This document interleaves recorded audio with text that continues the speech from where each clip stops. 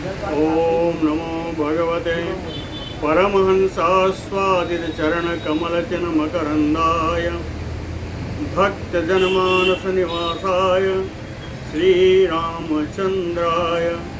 श्री हनुमते नमः। श्री गुरुचरण कमलेभ्यो नमः। श्री सीतानाथ समारंभाम श्रीरामानंदार्य मध्यमाम अस्मदाचार्यपर्यन्तां वन्दे गुरुपरम्पराम्। वागीसाद्याः सुमनसः सर्वार्थानाम् उपक्रमे यवनत्वा कृतकृत्याः स्युः तं नमामि गजाननम्। या कुन्देन्दुतुषारहारधवला या शुभ्रवस्त्रावृता या वीणावरदण्डमण्डितकरा या श्वेतपद्मासना या ब्रह्माच्युतशङ्करप्रभृतिभिर्देवैः सदा वन्दिता सा मां पातु सरस्वती भगवती निहसे सजाड्यापः। नीलाम्बुजश्यामलकोमलाङ्गं सीता समारोपितवामभागं पाणौ महासायकचारुचापं नमामि रामं रघुवंशनाथम्।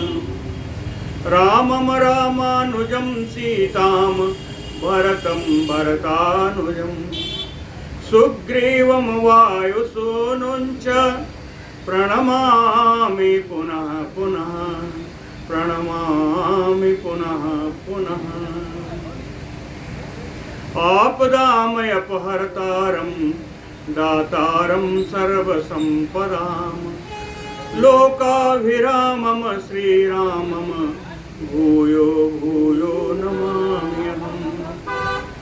राम रामेति रामेति रमे रामे मनोरमे सहस्रनाम तत्तुल्यं राम नाम वरानने।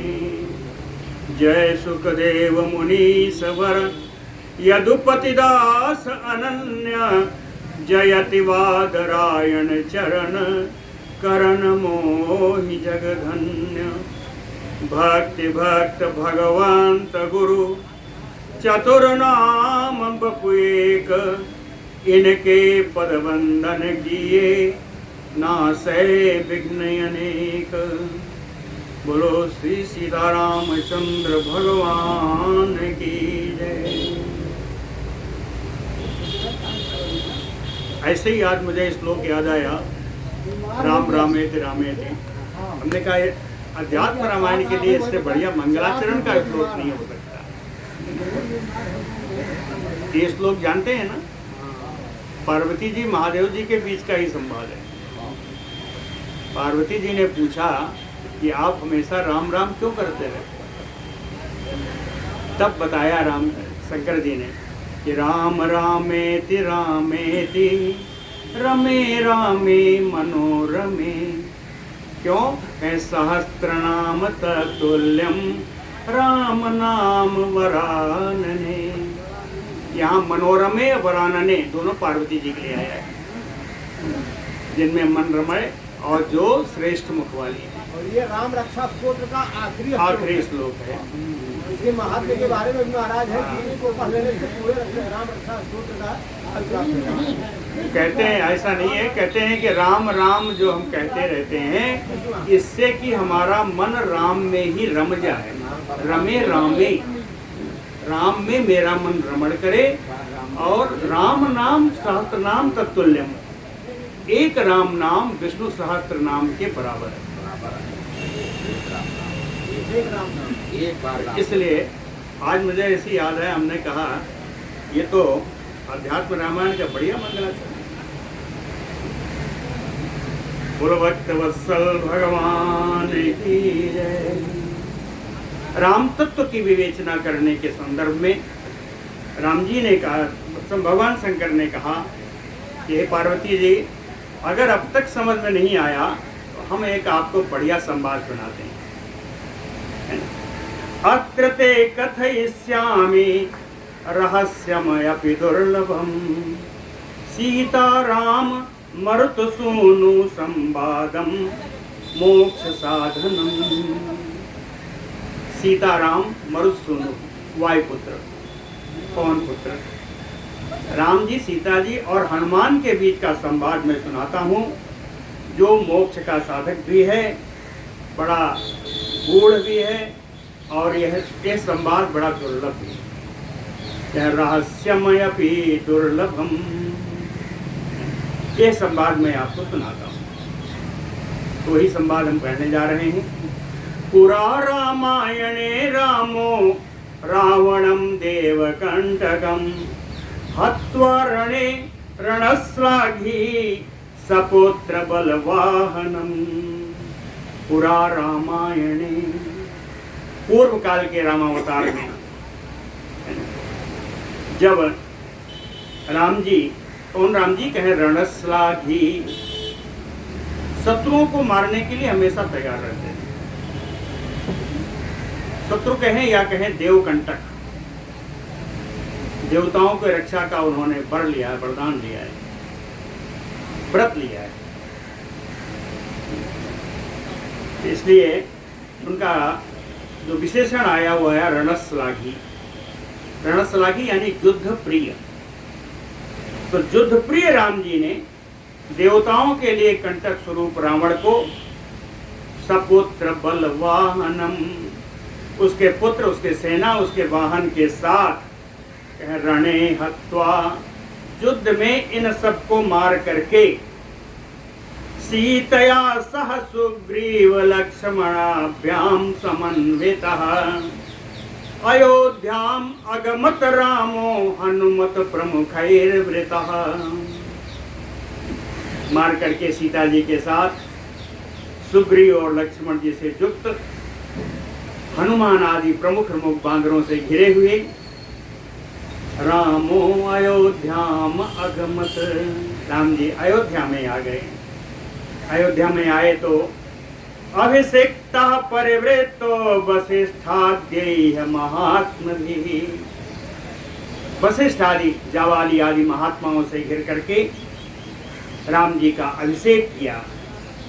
सिंहासने समासीनः कोटि सूर्य समप्रभा, करोड़ों सूर्य के समान प्रभा वाले भगवान राम जी सिंहासने समासीनः, अयोध्या के राज सिंहासन पर आसीन हुए।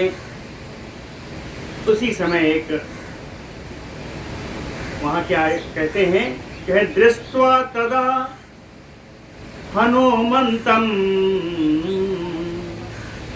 दृष्ट्वा तदा हनुमंतम, कैसे, प्रांजलिम पुरतः स्थितम् कृतकारजम निराकांक्षम ज्ञानापेक्षम महामतिम। सिंहासन पर बैठकर जानकी के साथ उन्होंने वहां देखा कि हनुमान जी खड़े। ये हनुमान जी कौन हैं? कहते हैं कृतकारजम, जिन्होंने युद्ध का सीता की खोज से लेकर के सुग्रीव से मिलन से लेकर के सारा कार्य पूर्ण कर लिया है। कहें कृतकारजम, जिन्होंने अपना कार्य भली बात संपादित कर दिया है। और कहें निराकांक्षम, कार्य के करने का बदले की कोई आकांक्षा नहीं है कि कार्य के लिए कुछ पुरस्कार मिले, इसकी कोई आकांक्षा नहीं। कहें निराकांक्षा, आकांक्षा रहित है। और ज्ञानापेक्षम, परम ज्ञानी है लेकिन और ज्ञान की अपेक्षा रखने वाले, ज्ञान प्राप्त करने की अपेक्षा रखने वाले महामतिम हनुमंतम, महान बुद्धिमान हनुमान जी को पुरतः प्रांजलिम स्थितम दृष्ट्वा, सामने ही हाथ जोड़ करके खड़े हुए देख करके रामः सीतामुवाच इदम्, क्या राम जी सीता जी से कहते हैं कि ब्रूह्यत त्वं हनुमते, ए सीता जी आप हनुमान जी को राम तत्व का ज्ञान करा दीजिए। ब्रूह्यत त्वं हनुमते, सीता जी से क्यों कहा ये तो हम बताते हैं अभी। और हनुमान जी से, हनुमान जी को ज्ञान दे दीजिए, तो कौन से हनुमान जी? कहते हैं निष्कल्मषो अयम्, ये हनुमान जी दोष रहित है। निष्कल्मषो अयम्, और कहते हैं ज्ञानस्य पात्रम, ज्ञान पाने के पात्र है। कहते हैं ऐसा ना समझो तो एक बात और समझ लो, इसलिए ही ज्ञान दे दो। नौ नित्य भक्तिमान, नौ माने हम दोनों के, नानो नौ है अस्मत में। कहते हैं हम दोनों के नित्य भक्त हैं। हम लोगों के लिए इतना बड़ा कोई और भक्त नहीं हो सकता, और हम दोनों के ही भक्त हैं, केवल मेरे ही भक्त नहीं है। इसलिए ब्रूह्यत त्वं हनुमते, पूरा श्लोक बड़ा सुंदर है। रामः सीताम उवाच इदं ब्रूह्यत त्वं हनुमते, निष्कल्मषो अयं ज्ञानस्य पात्रं नौ नित्य भक्तिमान्, तथा इति। जानकी जी ने कहा ठीक है, ऐसा ही होगा, जैसी आपकी आज्ञा। तथा इति जानकी प्राह तत्त्वं रामस्य निश्चयम्, हनुमते प्रपन्नाय सीतालोक विमोहिनी। सीता जी ने कह दिया ठीक है, तथास्तु, जैसा आप कह रहे हैं वैसा ही होगा। ऐसा कह करके लोक विमोहिनी जानकी सीता, लोक विमोहिनी जनक नंदिनी श्री सीता जी प्रपन्नाय हनुमते, शरणागत हनुमान जी को प्रपन्न है, शरणागत हनुमान जी को रामस्य निश्चितम तत्वं प्राह, राम जी का निश्चित तत्व, यानी जिस तत्व में इधर उधर नहीं होगा, राम तत्व का ज्ञान दिया श्री जानकी जी ने हनुमान को। पहले कहती हैं हनुमान ये तो जान लो राम कौन है, फिर बताती हैं राम कौन है। तो कहे रामम वेद्य पर ब्रह्म सच्चिदानंदम अद्वयम्, सर्वोपाधि विनिर्मुक्तम सत्ता मात्रम अगोचरम। राम जी कौन है? कहे रामम विद्धि, हे हनुमान जी राम जी को आप ऐसा जानो। कैसा जानो? कहे पर ब्रह्म, राम जी पर ब्रह्म है, और सच्चिदानंदम। शंकर भगवान तो राम जी को सच्चिदानंद ही कहते हैं। जय सच्चिदानंद जग पावन, अस कही चलो मनोजन सावन। तो सच्चिदानंद कहते हैं राम जी का स्वरूप सच्चिदानंद है। अद्वयम, राम जी अद्वितीय है, सभी उपाधियों से रहित है। सर्वोपाधि विनिर्मुक्तम, सभी उपाधियों से रहित है। सत्ता मात्रम अगोचरम, ये सत्ता मात्र हैं, ये मन और वाणी के विषय नहीं है। और आगे बताया, एक श्लोक और बताया,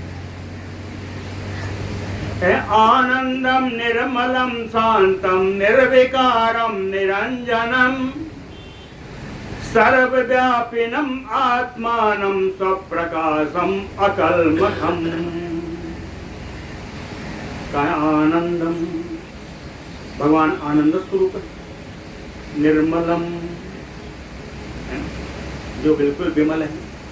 शांतम, भगवान शांत स्वरूप है। निर्विकारम, भगवान विकार रहित है। निरंजनम,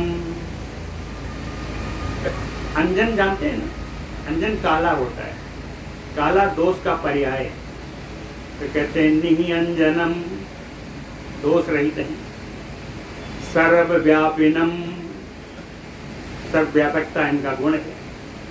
आत्मानं स्वप्रकाशम, ये स्वयं प्रकाश है, इनको किसी को प्रकाशित करने की जरूरत नहीं। अकल्मषम, किसी भी कलमश से रहित। कहती है ये तो राम जी हो गए, अब मैं सुना रही हूं, मुझको भी जान लो कि मैं कौन हूं। जनक नंदिनी जी कहती है माम विद्धे मूल प्रकृतिम सर्ग स्थित अंतकारिणीम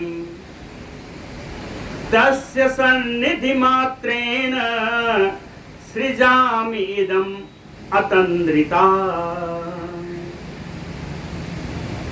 एक श्लोक तुलसीदास जी का याद कर लीजिए, बालकांड में जो उन्होंने जानकी जी की वंदना की, याद कर लीजिए, वही श्लोक है। उद्भव स्थिति संहारकारिणीं क्लेशहारिणीं सर्वश्रेयस्करीं सीतां नतोऽहं राम वल्लभाम्। आज मुझे जब मैं पढ़ रहा था तो राम वल्लभाम वहां करने का अर्थ समझ में आया। राम वल्लभाम को यहाँ खोला है इस श्लोक में। क्या कहा? कहते माम विद्धि मूल प्रकृतिम सर्ग स्थिति अंतकारिणीम। कहते इस विश्व की सृष्टि, पालन और संहार करने वाली मूल प्रकृति ही मुझे समझो। माम विद्धि मूल प्रकृतिम, ये सब मैं करती तो हूं, लेकिन कैसे? कहते हैं तस्य सन्निधि मात्रेण, तस्य रामस्य सन्निधि मात्रेण, राम जी की सन्निधि मात्र से, राम जी का संपर्क मात्र से, वही माध्यम है राम जी। इसीलिए मुझे आया वहां जानकी वल्लभाम लिखने का अर्थ है कि जानकी की वल्लभा है, इस अरे राम की वल्लभा है, इसलिए ये उद्भव स्थित कारिणी में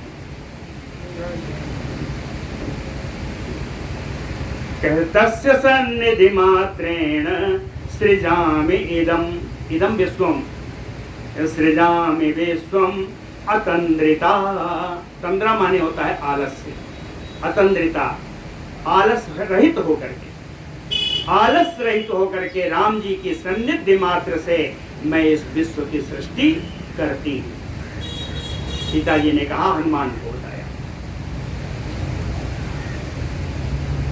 कहे तस्य सानिध्यात् मया सृष्टम, कहे राम जी की सन्निधि मात्र है, राम जी ने सृष्टि नहीं की है, सृष्टि मैंने की है। तस्य सानिध्यात् मया सृष्टम, सृष्टि मैंने की, लेकिन तस्मिन् आरोप्यते अबुधैः। कहते हैं जो मूर्ख लोग हैं, इस सृष्टि का श्रेय राम जी में आरोपित करते हैं। तस्मिन् सप्तमी है, रामे, रामे आरोपयति, कार्य मैं करती हूं, इसका आरोपण राम जी में करते हैं। तस्मिन् आरोप्यते अबुधैः, मूर्ख लोग। क्या राम जी कौन है? राम जी के जितने कार्य हैं वो सब मेरे किए हुए हैं, कि मेरी वजह से राम जी ने अयोध्या में जन्म लिया है। अयोध्या में अवतार उनका इसलिए हुआ कि उनको मुझसे विवाह करना था। ये तो वरदान मैंने पहले ही ले लिया। वेदवती रूप में जब थी तो उनको वरदान मिल चुका था। पूर्व जन्म में वेदवती थी। कहती क्या है? कहे अयोध्या नगरे जन्म रघुवंशे अति निर्मले। राम जी का अयोध्या नगर में अत्यंत निर्मल कुल में, रघुकुल में इनका अवतार हुआ। आगे चलिए। कहे विश्वामित्र सहाय त्वं मख संरक्षणम ततः। विश्वामित्र जी के सहायक बने, उनके यज्ञ का संरक्षण किया। अहल्या साप समनम चाप भंगो महाएसितुः। गौतम ऋषि के द्वारा मिला हुआ अहल्या को श्राप, उसको शांत किया और धनुष यज्ञ में जाकर के भगवान शंकर का पिनाक धनुष इन्होंने तोड़ा। चाप भंगो महेशितुः। तदनंतर मत पाणिग्रहणम, तदनंतर मेरा पाणिग्रहण किया। पश्चात भार्गवस्य मदक्षयः। उसके बाद रघुकुल में उत्पन्न परशुराम जी के गर्भ को खंडन किया, उनका गर्भ दलित किया। मदक्षयः अयोध्या नगरे वासो मया 12 वार्षिकः। तदनंतर अयोध्या में मेरे साथ 12 वर्षों तक निवास किया। अयोध्या नगरे वासो मया 12 वार्षिकः। 12 साल के बाद दंडकारण्य गमनम विराध पद एव च। दंडकारण्य में उनको राम जी को वनवास हुआ। दंडकारण्य गए। दंडकारण्य में चलते हुए पहला देवकंटक कबंध का इन्होंने विराज किया, वध किया।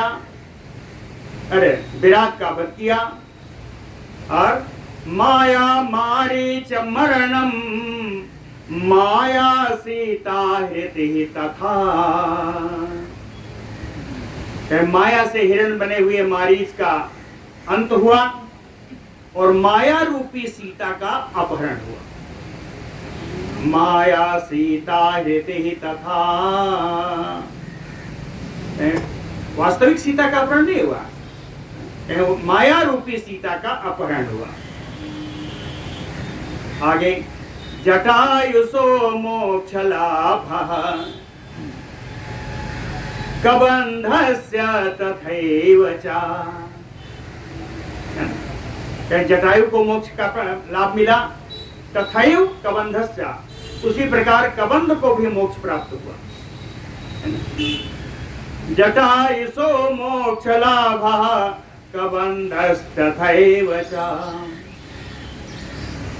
सबर्याः पूजनं पश्चात सुग्रीवेण समागमः। सबरी को उन्होंने पूजन का अवसर प्रदान किया। सबर्याः पूजनम, उसके बाद सुग्रीवेण समागमः। वानर राज सुग्रीव जी से मित्रता हुई। बालिनश्च वधः पश्चात सीता अन्वेषणम एव च। सुग्रीव से मित्रता के बाद बाली का वध हुआ और फिर सुग्रीव जी की अध्यक्षता में हनुमान आदि श्रेष्ठ वानरों के द्वारा मेरा अन्वेषण हुआ। सीता अन्वेषणम एव च। जब मेरा पता लग गया तो सेतु बंधश्च जलधौ लंकायाश्च निरोधनम। जलधौ सेतु बंधश्च, समुद्र में पुल बांधा गया और सेना पार उतरी। पार उतर के सुवेल पर्वत से लेकर के पूरे लंका को घेर लिया। है ना?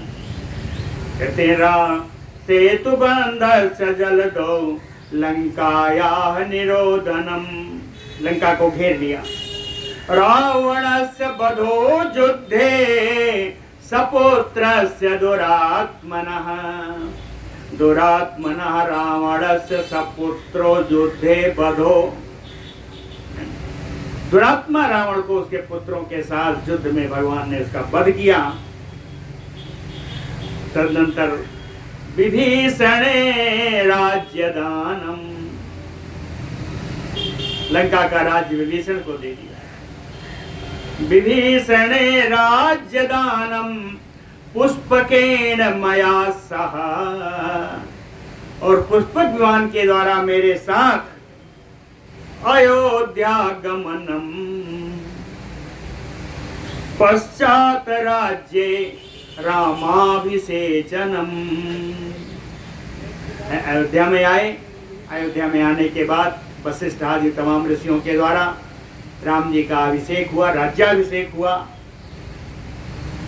अंत में कहती है ये सारे कर्म तो हुए, लेकिन एवं आदीनि कर्माणि मया एव आचरितानि अपि, ये सारे कर्म मेरे द्वारा ही आचरित हुए हैं, ये सारे कर्म मेरे द्वारा ही संपन्न हुए हैं। फिर भी आरोपयन्ति रामे अस्मिन् निर्विकारे अखिलात्मनि, फिर भी उन राम में इन कार्यों का आरोपित करते हैं लोग, जबकि राम जी पे तो आरोप होना ही नहीं चाहिए। इसलिए नहीं होना चाहिए कि राम जी कौन है, निर्विकारे अखिलात्मनि, ये तो विश्वरूप हैं, इनमें तो कोई विकार होना ही नहीं चाहिए। युद्ध करेंगे तब भी तो विकार हो जाएगा ना। सीता जी कहती है विकारों के लिए तो हम हैं। इन सारे कार्यों को मैंने ही संपन्न किया, इसका आरोपण राम जी में लोग करते हैं भ्रांतिवश। कहती हैं केवल 2 अक्षर से पूरा नहीं हुआ, निर्विकार है, विश्वरूप है, इसलिए नहीं होना चाहिए। कहते हैं राम जी में विकार आरोपण क्यों नहीं होना चाहिए, इसको भी बताया। राम जी कौन है? रामो न गच्छति न तिष्ठति न अनुशोचति न आकांक्षते त्यजति न करोति किंचित। कह राम जी न चलते हैं, न बैठते हैं, न कोई शोक करते हैं, न किसी चीज को प्राप्त करने की इच्छा रखते हैं, न किसी का त्याग करते हैं, यहां तक कि न करोति किंचित, कुछ भी नहीं करते। कर्तापन राम जी में कहां है?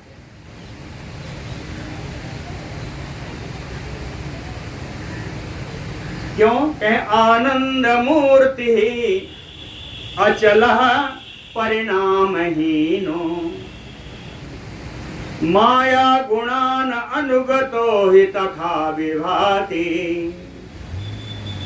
भगवान आनंद स्वरूप हैं, भगवान अविचल हैं, किसी भी परिणाम से रहित हैं। कोई कार्य नहीं तो परिणाम कहाँ? इसलिए भगवान परिणाम से रहित हैं। फिर भी लोग कहते हैं राम जी ने किया, राम जी ने किया। ये क्या है? कह माया गुणान अनुगतो हि तथा विभाति, है ना। कहते हैं माया से के गुणों से व्याप्त होने के कारण ऐसा लगता है, ऐसा समझ में आता है। तो हम लोग क्या ममताहीन हैं क्या? माया से रहित तो नहीं है। हम लोग इसलिए ऐसा करते हैं कि हम लोग माया के गले जल्दी गले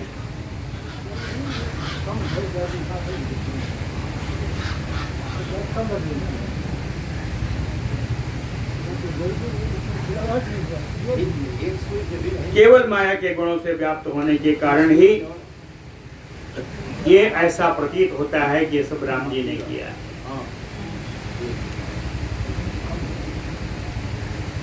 इतना सीता जी कह रही थी, इतना सीता जी ने हनुमान जी से कहा। वहीं राम जी बैठे थे, तो राम जी ने कहा कि अभी ये तत्व तो बता नहीं पाई है, इतना बताया सब लेकिन तब तो नहीं बताया। तो कहते हैं ततो राम स्वयं प्राह हनुमंतम उपस्थितम, ततो राम स्वयं प्राह हनुमंतम उपस्थितम। क्या कहा? शृणु तत्त्वं प्रवक्ष्यामि हि आत्मा अनात्मा परमात्मनाम् उपस्थितम हनुमतम राम स्वयं प्राह। तदनंतर वहां पर हनुमान जी से राम जी ने स्वयं कहा, कहते हैं शृणु तत्त्वं प्रवक्ष्यामि, हनुमान तत्व मैं बताता हूं, तुम सुनो, मैं बताऊंगा।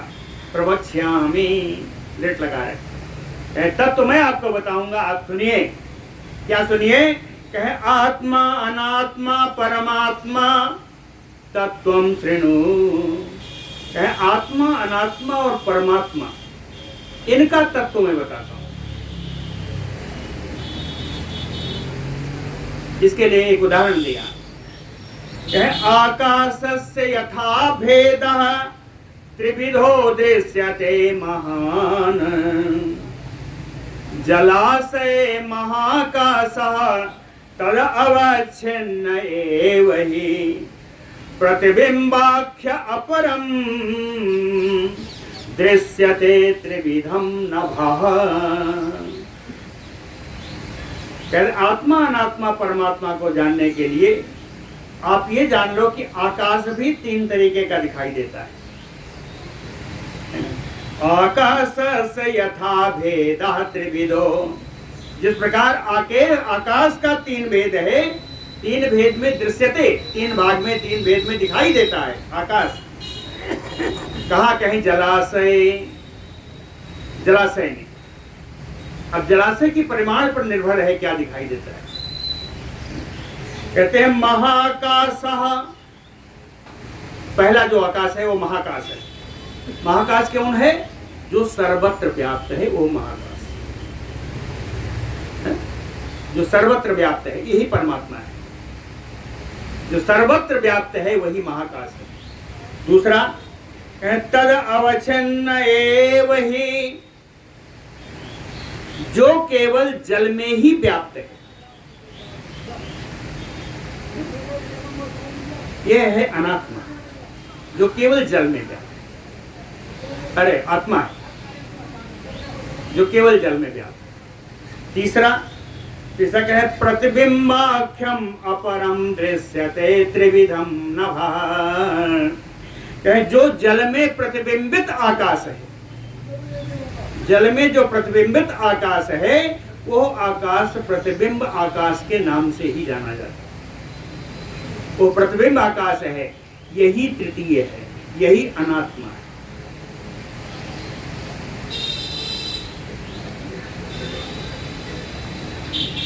पांच छह श्लोक थोड़ा गूढ़ है। बुद्धि अवच्छिन्नम चैतन्यम एकम पूर्णम अथ अपरम, आभासः तु अपरम बिंबभूतम एव त्रिधा चितिः। कहे उसी प्रकार चित्त भी तीन प्रकार की, चेतन अवस्था भी तीन प्रकार की। त्रिधा चितिः, पहली कौन है? कहे बुद्धि अवच्छिन्नम चैतन्यम एकम। एक तो बुद्धि अवच्छिन्न चेतन है। यह चेतना कहाँ है? कहे जो केवल बुद्धि में व्याप्त है। जो चेतना केवल बुद्धि में व्याप्त है वो बुद्धि अवच्छिन्न चेतन है। पूर्णम अथ अपरम, जो चेतना सर्वत्र परिपूर्ण है उसे पूर्ण चेतन कहते हैं। यहाँ थोड़ा संदेह होगा, आगे के श्लोकों में और स्पष्ट हो जाएगा। ये पूर्ण चेतन है। तीसरा कहे आभासः तु अपरम बिंबभूतम एव त्रिधा चितिः। तीसरा जो बिंब स्वरूप है, प्रतिबिंब स्वरूप है, ये कैसा है? कहें आभास चेतन है। ये आभास चेतन है। 3 प्रकार के चेतन हो गए। पहला बुद्धि अवच्छिन्न चेतन, दूसरा पूर्ण चेतन और तीसरा आभास चेतन। बता दें आपको, जिससे आपको समझने में आसानी हो, कि आभास चेतन क्या है? जिसका हम आभास करते हैं, जो वास्तविक नहीं है। आभास चेतन तो मिथ्या ही है ना? और बुद्धि अवच्छिन्न चेतन क्या है? बुद्धि अवच्छिन्न चेतन यह जीव है, और पूर्ण चेतन ही ब्रह्म है ना? तीनों चेतन का समझ लीजिए। आभास चेतन मिथ्या है, बुद्धि अवच्छिन्न चेतन यानी जो बुद्धि में ही केवल रह जाती है वो जीव है, और तीसरा जो पूर्ण चेतन है वो ब्रह्म है। आगे इसी 3-4 श्लोक में यही बात बताएंगे जो हमने आपको बताया। साभास बुद्धे कर्तृत्वम अविच्छिन्ने अविकारिणि साक्षिणी आरोप्यते भ्रांत्या जीवत्वम तथा अबुधैः।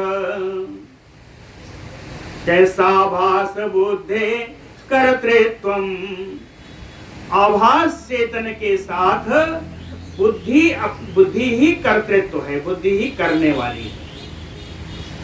आभास चेतन के साथ, आभास चेतन के साथ बुद्धि ही सांसारिक कार्य करने वाली कर्तृत्व है। अबुधैः भ्रांत्या, मूर्ख लोग भ्रम पूर्वक, भ्रम से, अविच्छिन्ने अविकारिणि साक्षिणी आत्मनि आरोप्यते, करती है बुद्धि। आभास चेतन के साथ बुद्धि ही कर्तृत्व है, लेकिन इसको न जानने वाले लोग, जो अविच्छिन्न है, जो अविकारी है, जो हर कर्मों की साक्षी है, उस आत्मा में इस कर्तृत्व का आभास करते हैं। लेकिन आत्मा है क्या? आत्मा तो जीवत्व है। तो आत्मा में ही कर्तृत्व का भी आभास किया। आत्मा वास्तव में जीवत्व है, तो कर्तृत्व और जीवत्व है ना, कर्तृत्व और जीवत्व दोनों का ही आत्मा में आभास हो गया। अर्थात मनुष्यों के अनुसार वही करता है, वही भोगता है। हम कभी कहते हैं कि मैंने किया, भगवान ने किया, करते तो हम आभास चेतन से, तो वही करता है, वही भोगता है। आगे वही क्या कहते हैं? कहें आभासा तो मृषा, आभास चेतन तो मिथ्या है, और बुद्धि क्या है? आभास चेतन के साथ बुद्धि कर्तृत्व है, तो बुद्धि क्या है? कहें बुद्धि अविद्या कार्यम उच्यते, अविद्या के जितने कार्य हैं वो बुद्धि के द्वारा संपन्न है। अविच्छिन्नम तो तद ब्रह्म, और ब्रह्म क्या है? क्या अविच्छिन्न है, विच्छेद रहित है, विच्छेद रहित ब्रह्म है, लेकिन विकल्पतः विच्छेदः कथ्यते, विकल्प से उसी को विच्छेद कह देते हैं, जबकि वास्तव में ब्रह्म विच्छेद रहित है। अविच्छिन्नस्य पूर्णेन एकत्वं प्रतिपाद्यते तत्त्वमस् आदिवाक्यैः साभासस्य अहमः तथा। साभासस्य अहमः, अहम माने अहंकार। कहें आभास चेतन के साथ अहंकार उत्पन्न होता है, जो अविच्छिन्न है, जो अहंकार अविच्छिन्न है। कहें इस अविच्छिन्न साभास चेतन के साथ इस अहंकार को हम कहते क्या है? तत्त्वम असि, वेद वाक्य है। कहें तत्त्वम असि आदि वाक्यैः, तत्त्वम असि आदि वाक्यों के द्वारा यह जो जीव है, जो अविच्छिन्न चेतन है, इसको पूर्णेन एकत्वं प्रतिपाद्यते। इस जीव जो आवाज चेतन है, इसको पूर्ण चेतन के साथ कहते हैं ये दोनों तो एक ही है ना। समझ में आया? आत्मा परमात्मा मुख्य वही है। आगे बताया है ना कि इसे आत्मा में इसका आरोपण है, लेकिन ये मूर्ख लोग करते हैं। ऐसा नहीं कि सारे मूर्ख हैं, इसमें कोई इतने विद्वान होंगे जिनको हम लोग देख नहीं पाएंगे। हाँ, तत्वम अस आदि वाक्यों के द्वारा ही जीवत्व का ब्रह्मत्व से इसका एकाकार करते हैं।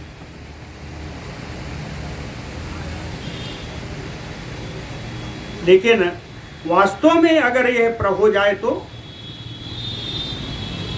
जिस समय आत्मा परमात्मा एक ही हो जाए उस समय क्या होगा? ऐक्य ज्ञानम यदा उत्पन्नम, इन दोनों की एकता का ज्ञान जब उत्पन्न हो जाएगा, महावाक्येन च आत्मनो, कहे महावाक्य तत्वमस आदि के द्वारा यदि आत्मा और परमात्मा की एकता का ज्ञान हो जाए,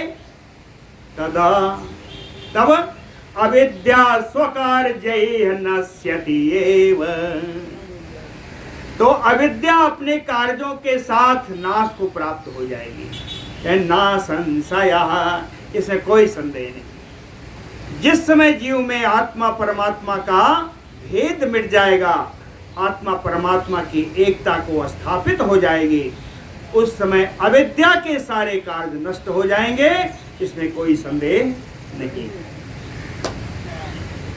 अंत में राम जी कहते हैं कि एतत् विज्ञाय मत भक्तो मत भावाय उपपद्यते।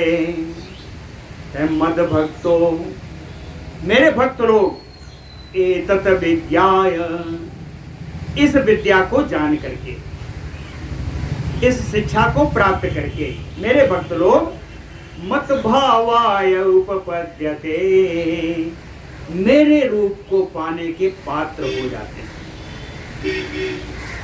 जिनमें आत्मा परमात्मा का भेद समाप्त हो जाएगा, कहते हैं ऐसे जीव मेरे स्वरूप को प्राप्त करने की पात्रता उनमें आ जाती है।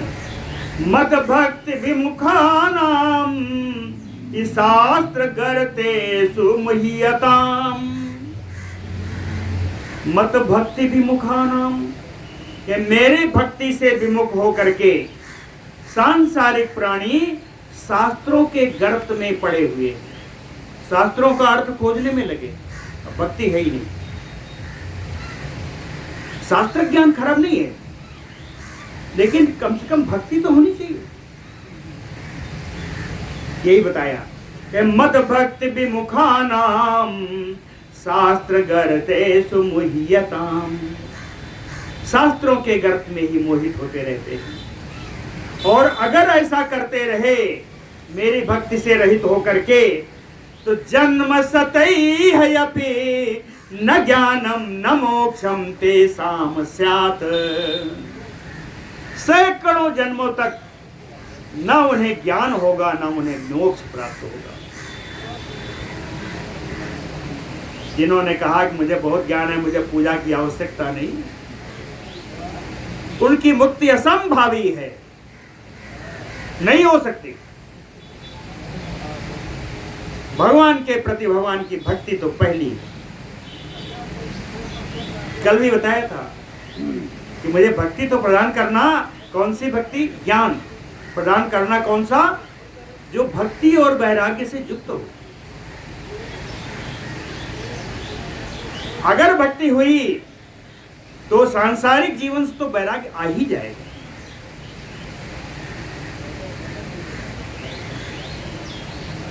इदम रहस्यम हृदयम मम आत्मनो मया एव साक्षात कथितम तो अनघ। राम जी कहते हैं, हे अनघ, हे निष्पाप हनुमान जी, कहें इदम रहस्यम हृदयम मम, यही राम हृदय का रहस्य है। राम हृदय का यही गोपनीय तत्व है जो मैंने बताया। ममात्मनो, मेरा स्वयं का राम हृदय का यही तत्व है, और यह तत्व मया एव साक्षात कथितम, मैंने ही तुमसे साक्षात तुम्हारे सामने अपने ही तत्व का शिक्षण मैंने स्वयं दिया। इसका पूर्ण पर्याय यही है कि मत भक्तिहीनाय सठाय न त्वया दातव्यम ऐन्द्रातयपि राज्यतो अधिकम। कहे हनुमान, इंद्रात अपि राज्यो अधिकम, इंद्र के राज्य से भी अधिक अगर कोई दे, और मति भक्ति हीनाय, मेरी भक्ति से रहित अगर इंद्र का राज या उससे भी अधिक कोई देने को तैयार हो तो सठाय न त्वया श्रूयताम, तो ऐसे दुष्ट के वचनों को कभी सुनना मत। सठाय न त्वया, यहाँ तक ये राम हृदय यहाँ पूर्ण होता है। अब महादेव जी पार्वती जी से कहते हैं, सुनाने वाले तो महादेव जी हैं, बीच में उन्होंने संवाद सुनाया है। तो महादेव उवाच, कहते हैं एतत् ते अविहितम देवी राम हृदयम मया अतिगुह्यतम हृदयम पवित्रम पाप शोधनम। ये देवी कहते हैं, देवी पार्वती जी, अतिगुह्यतमम, जो अत्यंत गूढ़ है, हृदयम, जो हृदयहारी है, पवित्रम, जो परम पवित्र है, पाप शोधनम, जो पाप नाशक है, मया श्री राम हृदयम एतत् ते अभिहितम, मेरे द्वारा इस राम हृदय का स्तोत्र आपको हमने सुना दिया। महादेव जी ने पार्वती जी से कहा, कहते हैं ये जो है राम हृदय मैंने अपने से नहीं सुनाया। कौन सुनाया था? साक्षात रामेण कथितम सर्व वेदांत संग्रहम या पठेत सततम भक्त्या सा मुक्तो ना अत्र संशयः। सर्व वेदांत संग्रहम, क्या ये स्त्रोत नहीं है, ये सारे वेदांतों का सार संग्रह है ना। साक्षात रामेण कथितम, स्वयं राम जी के द्वारा इस स्तोत्र का ज्ञान दिया गया है। इसलिए यह पठेत सततम भक्त्या, जो भक्ति पूर्वक नित्य इसका पाठ करेगा, सा मुक्तो ना अत्र संशयः, वो मुक्त हो जाएगा, इसमें कोई संदेह नहीं है। कहे इतने नहीं, पापों को नाश करना है तब भी सही इसी का पाठ करिए। कौन कौन से पाप हैं ये? ब्रह्म हत्यादि पापानि बहुजन्मार्जितानि अपि नश्यन्ति एव न संदेहो रामस्य वचनं यथा। ब्रह्म हत्या के समान जितने भयंकर पाप हैं, अनेक जन्मों के जो अर्जित पाप हैं, नश्यन्ति एव न संदेहो, इसका पाठ करने से नाश हो जाएंगे, ऐसा इसमें कोई संदेह नहीं है। क्यों? कहे रामस्य वचनम यथा, क्योंकि राम जी के द्वारा बोला गया है वचन है, इसीलिए इसको राम गीता भी कहते हैं। कृष्ण जी ने कहा वो गीता हुई, जिसका सब लोग जानते हैं। कहते हैं राम जी के द्वारा ये उपदेशित है, इसलिए राम हृदय को ही राम गीता भी कहते हैं। बहुजन्मार्जितानि अपि, क्या इसमें सारे पाप समाप्त हो जाते हैं? देखिए पाप 3 प्रकार के है ना। एक वर्तमान पाप है, दूसरा संचित है, संचित पाप, और तीसरा है प्रारब्ध। पिछले कुछ जन्मों के पाप जो अर्जित हैं वो संचित में जाते हैं, ये उनसे पहले के जन्मों के जो पाप हैं वो प्रारब्ध बन जाते हैं। संचित और वर्तमान पाप के लिए प्रायश्चित है, लेकिन प्रारब्ध के लिए कोई प्रायश्चित नहीं है, प्रारब्ध कर्म भोगना ही पड़ेगा। यही है ना गीता श्रीमद् भागवत में लिखा। यो अति भ्रष्टो अति पापी परधन परदारे सुनित्य उद्यतो वा अस्तेयो ब्रह्मग्न माता पितृपद निरतो योगी वृंदापकारी यह संपूज्य अभिरामं पठति च हृदयं रामचंद्रस्य भक्त्या योगीन्द्रैः अपि अलभ्यं पदमेव लभते सर्वदेवैः सपूज्यम्। ये अंतिम श्लोक है। यो अति भ्रष्टो, जो अत्यंत अपने मार्ग से धर्म से भ्रष्ट हो गया हो, अति पापी, जो अत्यंत पापी हो, पर धन पर दारे सुनित्य उद्यतो, दूसरों के धन पर दूसरों के स्त्री पर जो हमेशा लगा रहता हो, अस्तेवो, जो चोर हो, ब्रह्मग्न, जो ब्रह्म का हत्यारा हो, माता पितृ बद निरतो, माता पिता के बद के लिए उपाय में लगा हुआ रहे, योगी वृंदापकारी, योगी समुदाय का जो अहित करने वाला है। ऐसे जितने भी लोग हैं, यह संपूज्य अभिरामं पठति च हृदयं रामचंद्रस्य भक्त्या, जो राम जी का संपूज्य, संपूज्य क्या है? सम्यक पूज्य, राम जी का समग्र रूप से पूजन करके भक्ति पूर्वक रामचंद्रस्य हृदयं यो पठति, रामचंद्र हृदय, राम हृदय का जो पाठ करेगा, कहते हैं सा सर्वदेवैः पूज्यम, उसको सभी देवताओं के द्वारा पूज्य, योगेन्द्रैः अपि अलभ्यम, जो योगीराज को भी अप्राप्त है, परमं पदम लभते, उसको परम पद प्राप्त होता है। ऐसा यहाँ पर राम हृदय पूर्ण होता है। बोलो भक्तवत्सल भगवान की। पार्वती जी ने कहा कि अभी इतने से पूरा तो हुआ नहीं, समय बता दीजिए। पार्वती उवाच, 5 मिनट तो मैं देना चाहता था, 3 दिन से भजन नहीं हुआ है, तो चलिए इसको कल ही करते हैं, थोड़ा भजन हो जाए। बोलो भक्तवत्सल भगवान की।